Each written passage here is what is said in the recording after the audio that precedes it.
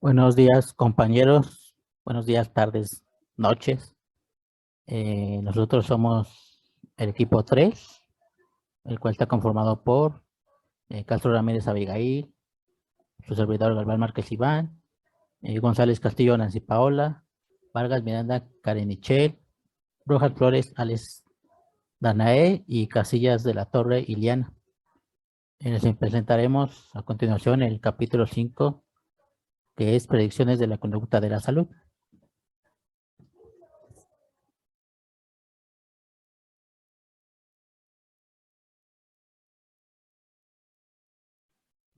Yo soy Vargas Miranda y les voy a hablar sobre algunos factores que pueden ayudar a predecir la conducta de la salud, y estos son considerados como influencias y hay de dos tipos: los distales y los proximales. En los primeros tendremos a los factores socioeconómicos como la edad, sexo y la personalidad, y en los proximales se ubican las creencias.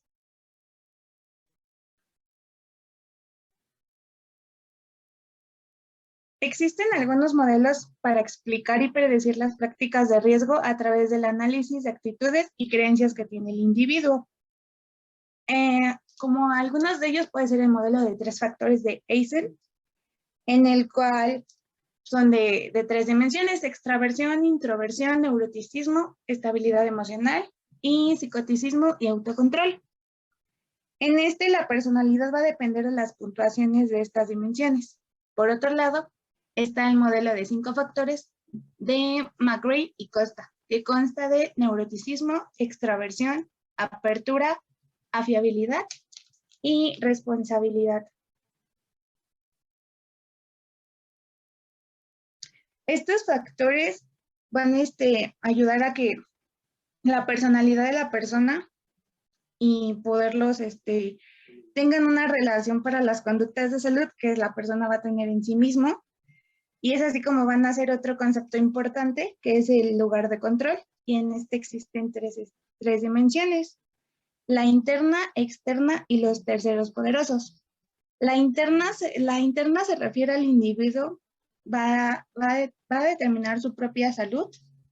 En el caso de la externa, se considera que la suerte o el destino es responsable de la salud del individuo. Y en el caso de los terceros poderosos, se considera que la salud es determinada por otras personas, y estos pueden ser médicos, psicólogos, entre otras personas.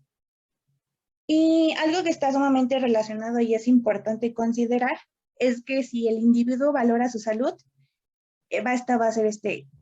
va a ayudarle al individuo, y ya si no la valora, es posible que muestre una conducta protectora.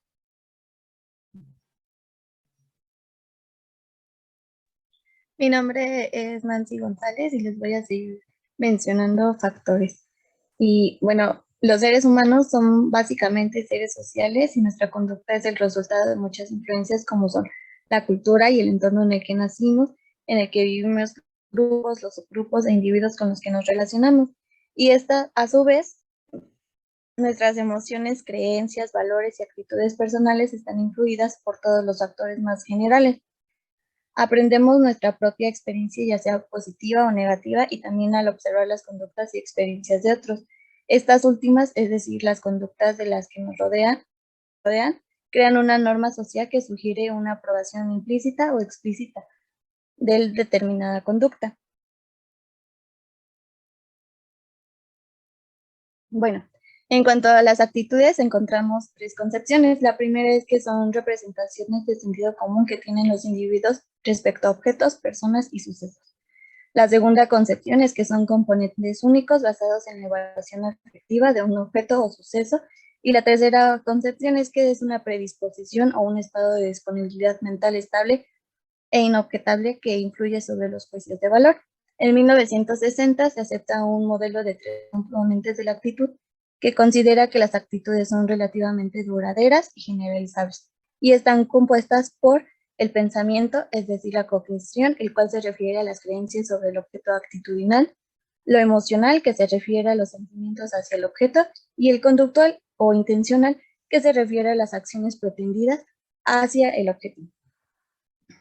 Existe la posibilidad de que un individuo pueda tener varias actitudes distintas, a la vez conflictivas entre sí, hacia un objeto, y esto puede producir lo que se conoce como una disonancia. Y también se puede presentar la ambivalencia, que es la existencia simultánea de evaluaciones tanto positivas como negativas hacia un solo objeto y se puede ser cognitivas o emocionales.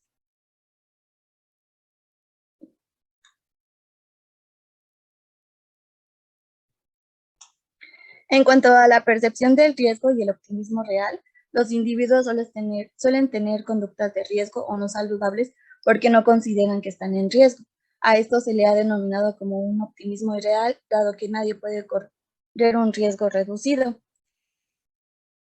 Weinstein en 1987 identificó 4 factores relacionados y son falta de experiencia personal sobre la conducta o problema en cuestión, una creencia de que las acciones del individuo pueden prevenir el problema, la creencia de que si el problema no ha surgido todavía es improbable de que surja, y la creencia de que el futuro es infrecuente. También a estos factores se les puede agregar la creencia de tener el control sobre los acontecimientos.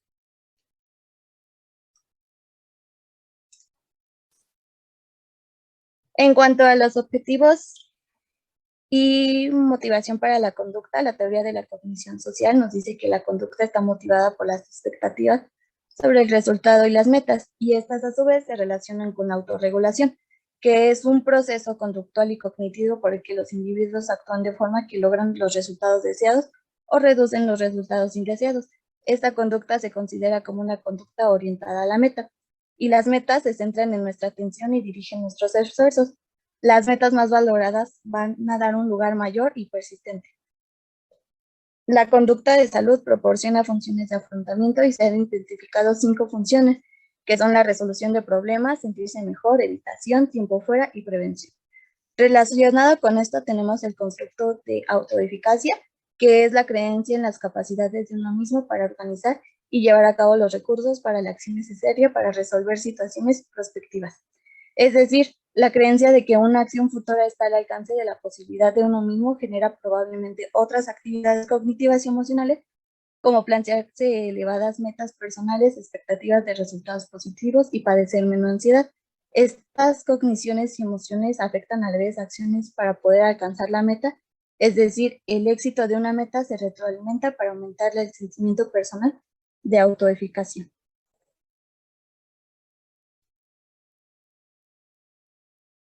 En cuanto a la práctica de conductas de salud, los individuos pueden ser muy inconscientes, por lo que nos lleva a una inconsistencia en su actuar.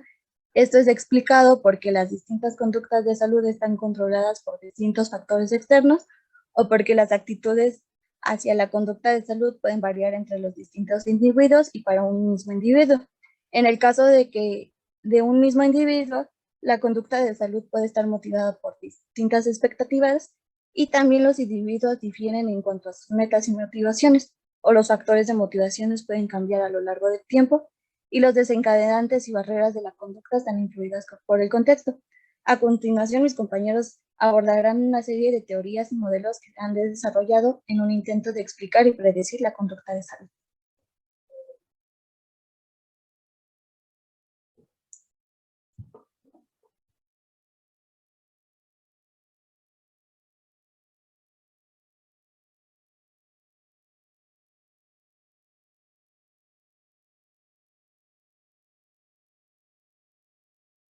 Bueno, mi nombre es Iván Galván y yo les voy a hablar sobre el modelo, algunos modelos de conducta saludable.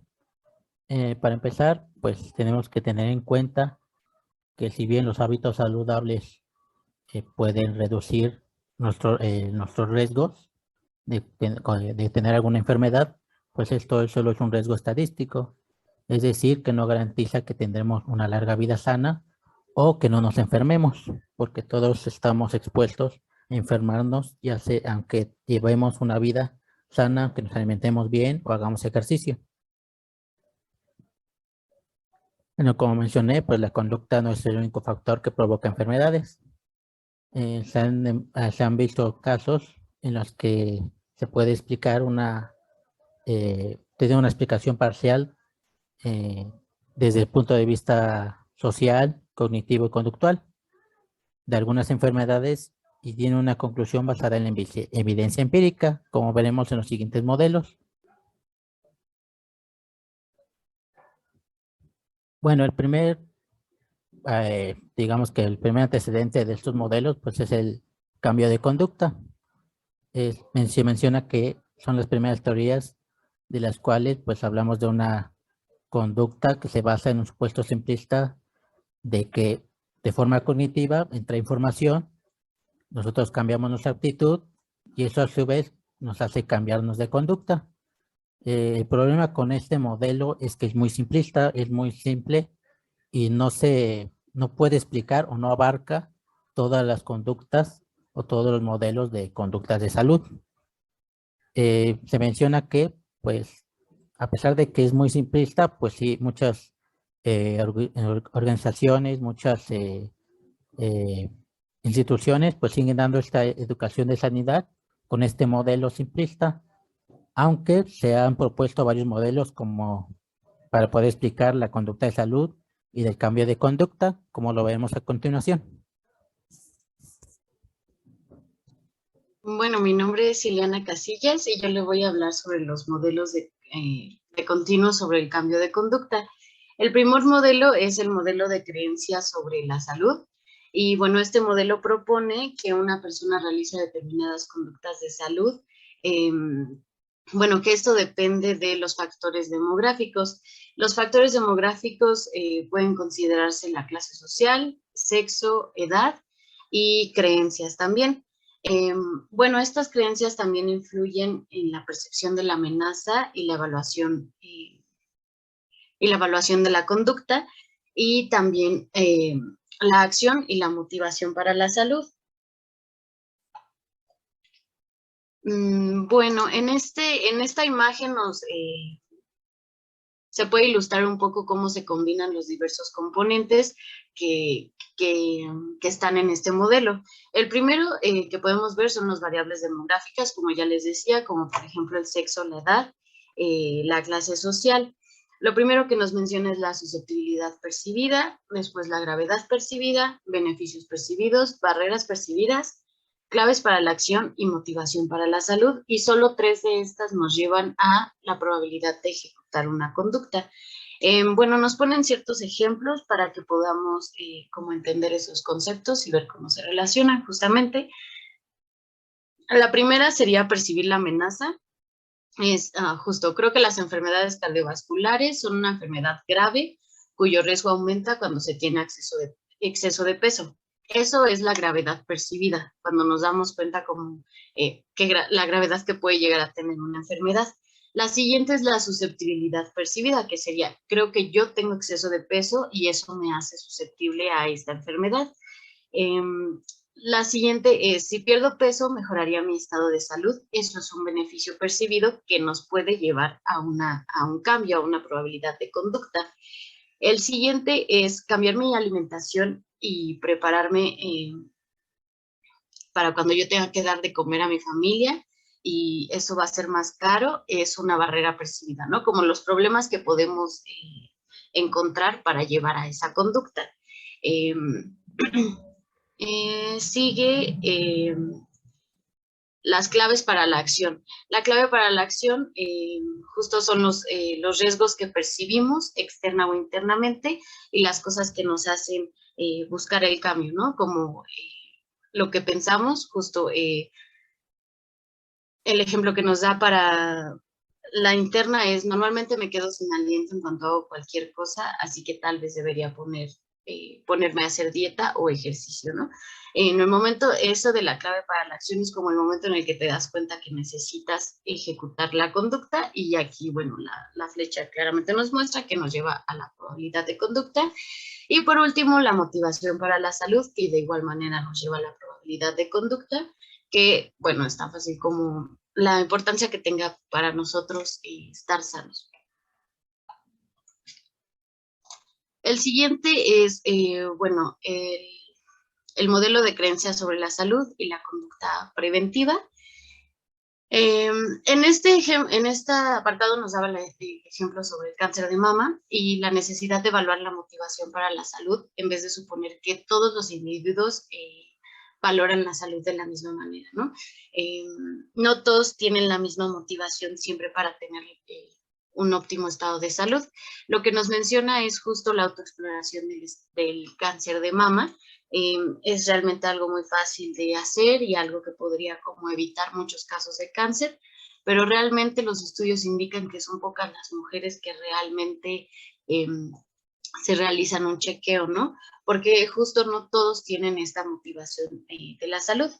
Y distintos también estudios nos han mostrado que distintos elementos del modelo de creencia sobre la salud son más o menos relevantes en función de la conducta que se estudia.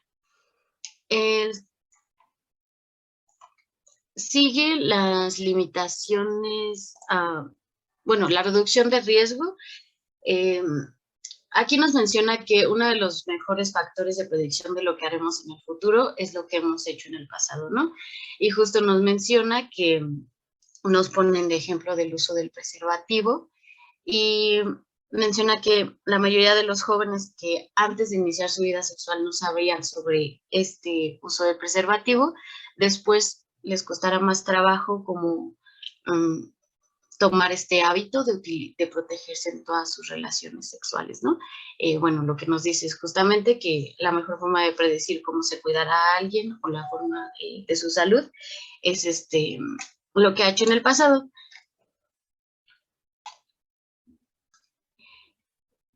Bueno, las limitaciones de este modelo es que hay varias versiones del modelo y cada autor tiene su distinta forma de aplicarlo, y de hecho hay distintos autores que ni siquiera lo explican completamente y todos lo aplican de manera diferente. La siguiente es la teoría de la acción razonada. Este modelo, bueno, son dos, el de la acción razonada y el de la conducta planeada. Estos dos modelos suponen que la conducta social está determinada por las creencias de una persona sobre la conducta en un contexto social dado y por sus percepciones y expectativas sociales, y no simplemente por cogniciones o actitudes.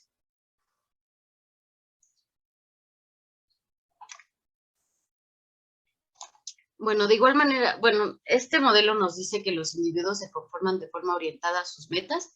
Este modelo nos menciona que todos tienen metas y que se sopesan de forma racional las consecuencias de sus acciones, o sea, las expectativas de sus resultados, antes de tomar una decisión sobre la conducta. O sea, que antes de tener que antes de hacer algo, la persona tiene una intención y es una acción pensada.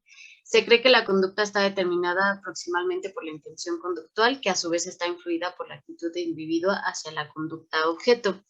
Bueno,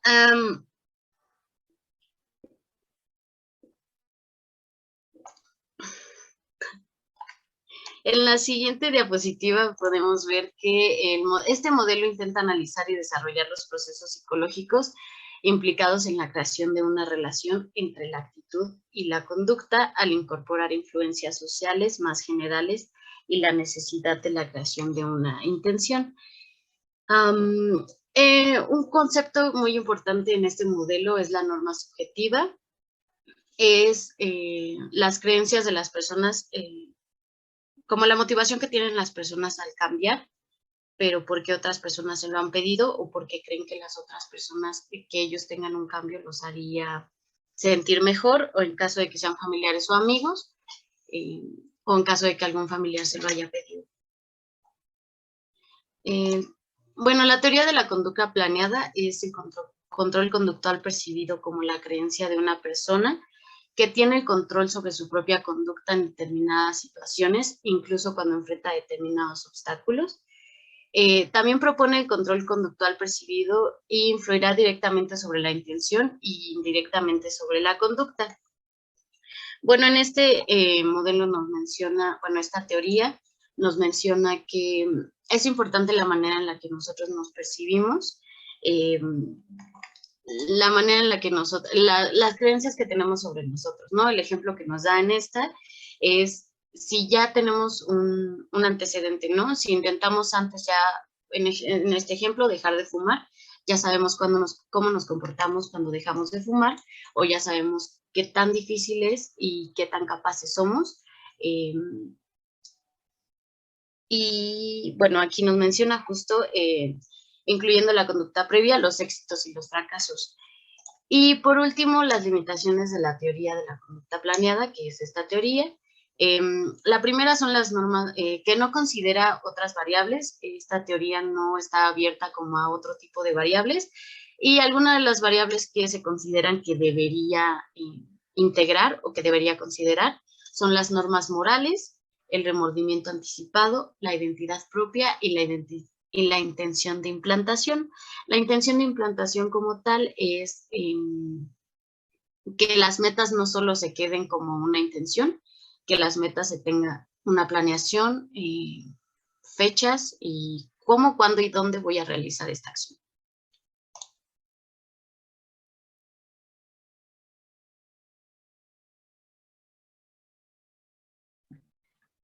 Soy Abigail y ahora vamos a pasar a los modelos por etapas de la conducta de salud.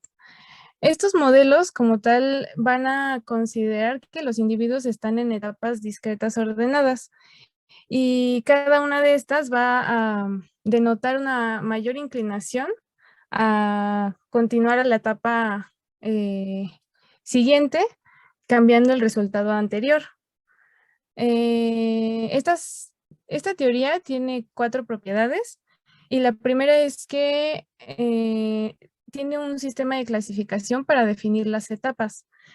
Como tal, son constructos teóricos y van a definir cada etapa. Sin embargo, pocas personas pues, pueden ajustarse al 100% en cada una de estas etapas. La siguiente propiedad es el orden de las etapas. Esta tiene que ver con que la gente debe de pasar por cada una de estas hasta que llegue a la etapa de mantenimiento sin saltarse ninguna. La tercera propiedad son las barreras comunes para el cambio que tienen que superar las personas que están en el mismo estadio. Esto quiere decir que las personas que estén en una misma etapa van a enfrentar problemas similares. Y por último, la cuarta propiedad es que va a haber distintas barreras para el cambio que los individuos van a superar a pesar de que se encuentren en distintas etapas. Es decir, que al pasar a la siguiente etapa, los factores que te hicieran cambiar de una a otra tienen que ser los mismos independientemente de en qué etapa te encuentres. Y bueno, como punto final, las barreras van a ser distintas para cada una de las etapas.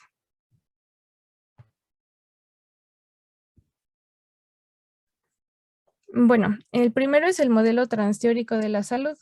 Este fue desarrollado por Prochaska y Di Clemente y está relacionado al cambio conductual intencional. Inicialmente fue aplicado para el abandono del hábito de fumar y parte de 2 supuestos. El primero es que los individuos deben pasar a través de las etapas de cambio. Como había mencionado antes, no pueden saltarse ninguna.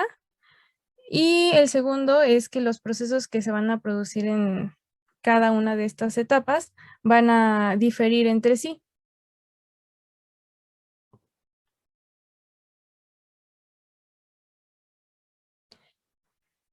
Como tal, las etapas de cambio de este modelo son fases de preparación motivacional y la primera es la precontemplación, en donde la persona no está pensando realmente en cambiar o en empezar a realizar una nueva conducta y está caracterizada por la negación y una autoeficacia reducida.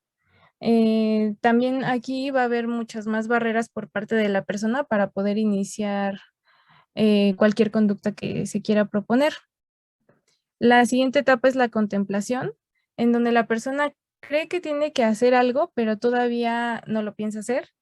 Y esta etapa tiene que ver con que las personas buscan información y piensan que tienen menos barreras y van a tener más beneficios si realizan cierta conducta, pero aún así siguen subestimando que puedan llegar a hacerlo. En esta, por ejemplo, podremos ver alguna persona que se quiere inscribir al gimnasio y empieza a buscar cuánto cuestan las mensualidades, a qué gimnasio puede ir, a lo mejor empieza a investigar sobre los ejercicios que puede hacer, pero todavía no lo hace. La siguiente etapa es la preparación, en donde la persona ya está dispuesta a cambiar y ya empieza a fijarse metas. Y va a estar caracterizada porque va a haber pensamiento, pero también va a haber acción. Aquí ya hay planes más específicos para empezar a realizar esa conducta. Sin embargo, sigue habiendo, bueno, hay metas irreales y sigue habiendo una subestimación de que pueda lograr hacer esa conducta. También tienen motivación y autoeficacia. La siguiente etapa es la etapa de acción, donde ya se va a observar un cambio en la conducta y aquí ya va a haber metas realistas y generalmente apoyo social. Y por último, está la etapa de mantenimiento, en donde la persona va a tener que resistir a la tentación de caer en la conducta que tenía anteriormente, y esto va a ser a través de la autoobservación y el refuerzo. Como tal, los autores agregan 2 etapas. La primera es la determinación, cuando la conducta nueva se ha mantenido por un periodo pues adecuado de tiempo realizándose y la persona no ha tenido la tentación de caer en la conducta anterior. Y la de recaída, esta pues no es lo más deseable, pero puede llegar a suceder en cualquiera de las etapas, en la de precontemplación, contemplación, acción, etcétera. Y es cuando la persona va a regresar a la conducta anterior y pues ya, ahí se va a quedar. Bueno, este modelo como tal permite el reciclaje de una etapa a otra, ya que algunas personas pueden volver atrás desde la preparación a la contemplación, por ejemplo, y quedarse ahí un tiempo antes de continuar a la siguiente, que sería la preparación y posteriormente la acción. Estas etapas se caracterizan por diferentes estados. Las primeras 2 serían por la motivación. Las personas aquí tienen las ganas de hacer algo, pero todavía no lo llevan a una acción como tal. La tercera etapa se caracteriza por la motivación y la conducta, en donde empiezan a realizar ciertas cosas para poder llevar a cabo en su totalidad lo que quieren hacer. Y la cuarta y quinta etapa ya es característica de una conducta.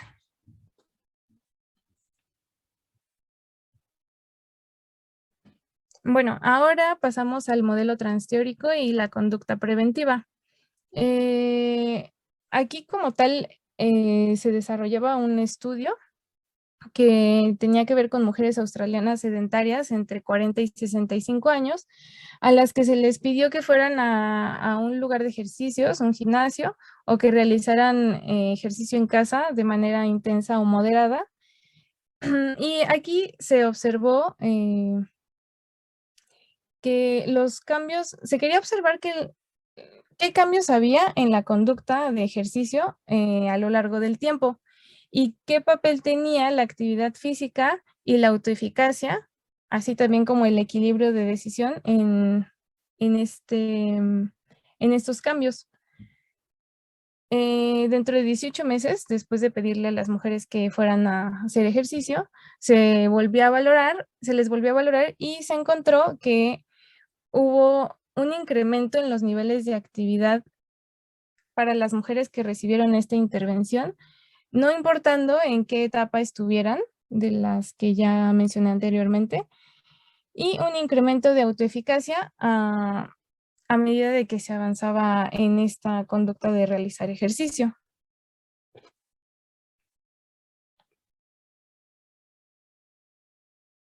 Y ahora como tal el modelo transteórico y conducta de reducción de riesgo. Aquí mencionaba otro estudio en donde se querían analizar los cambios conductuales y experienciales de la autoeficacia y del balance decisional. Este estudio fue compuesto por 193 personas que querían dejar de fumar y estaban en la preparación, en la etapa de preparación, y querían transicionar a la etapa de acción. Los resultados de este estudio fue que los cambios que se observaron fueron de la transición a la acción y no antes de esta etapa. Es decir, el modelo menciona que antes de la acción está la etapa de preparación. Entonces, el estudio demuestra que los cambios conductuales fueron vistos después de la etapa de acción, no antes. Y bueno, también que la autoeficacia no iba a ser la predictora necesariamente de que las personas dejaran de fumar o fallaran en este intento, y que el balance decisional tampoco iba a predecir los cambios en la conducta.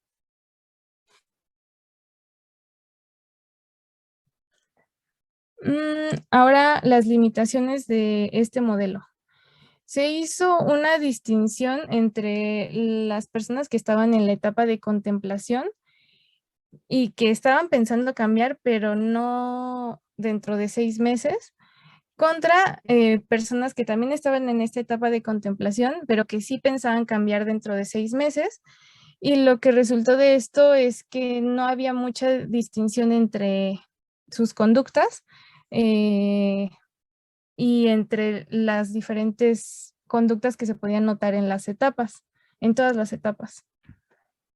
La siguiente limitación fue que una conducta previa va a ser un factor de predicción de los esfuerzos que la persona llegue a realizar para cambiar su conducta, y todavía, bueno, esto nos remarca que no hay mucha claridad en cuanto a qué tan útil pueden ser las etapas, porque puede ser que, como se mencionó en el estudio anterior, no haya una conducta deseada, o por lo menos la que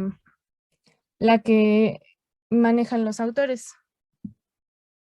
La siguiente limitación es que todavía no se llega a la conclusión de si hay validez en cuanto a estas 5 etapas, ya que no se consiguió asignar a todos los participantes en cada una de estas. Es decir, que a lo mejor algunos tenían características de la etapa de precontemplación, pero también tenían de la etapa de preparación y etcétera.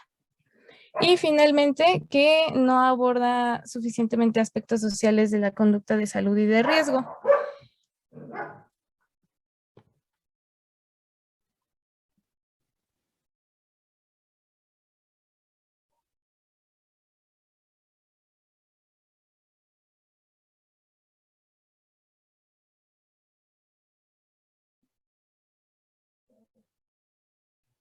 Mi nombre es Alex Rojas y yo les voy a hablar del modelo de proceso de adopción de precauciones.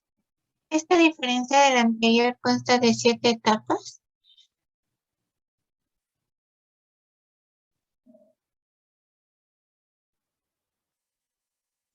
En la primera etapa vamos a tener al ignorante del problema, que es más consciente del problema. Y en la segunda etapa vamos a estar con el sin ser afectado, que este es un nivel en que no se plantea una amenaza a la salud. La tercera etapa es la de consideración. Si los individuos deciden si van a actuar al respecto o no. La etapa es la de decisión de no actuar. En esta, la amenaza no se percibe pues como una amenaza. En la etapa 5 es la decisión de decidir actuar, en la que ya se toma la decisión de seguir adelante. En la etapa 6 es cuando la persona ha iniciado lo que es necesario para reducir su riesgo. En la etapa 7, el mantenimiento es es en el que va a diferenciar entre el abandono y el hábito.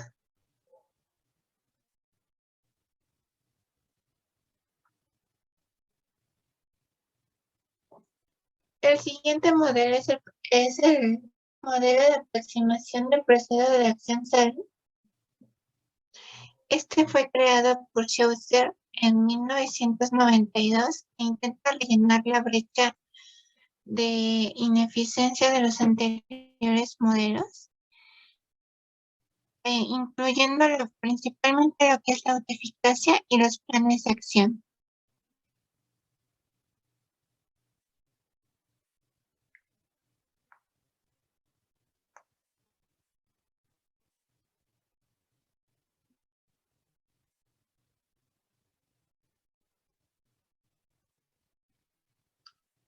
Bueno, en este modelo vamos a tener la fase motivacional y la fase de evolución. La fase de motivación podría decirse que es la autoeficacia, o sea, la intención que tiene la persona de realizar la meta.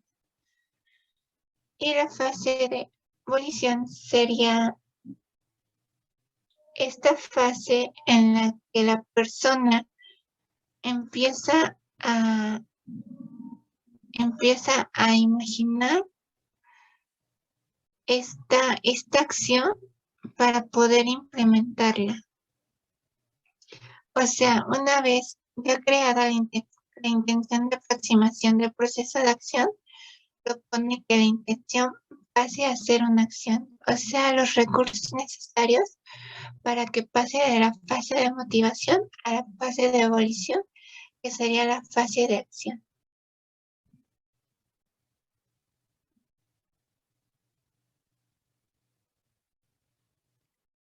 Bueno, en el siguiente esquema tenemos la representación de cómo sería este proceso del modelo de acción para la salud, en donde la autoeficiencia va a ser la clave para realizar las metas, el plan, iniciativa, la recuperación, el mantenimiento, así como la acción de la salud. Bueno, hasta aquí sería todo. Muchas gracias por su atención. Mi nombre es Alex Rojas.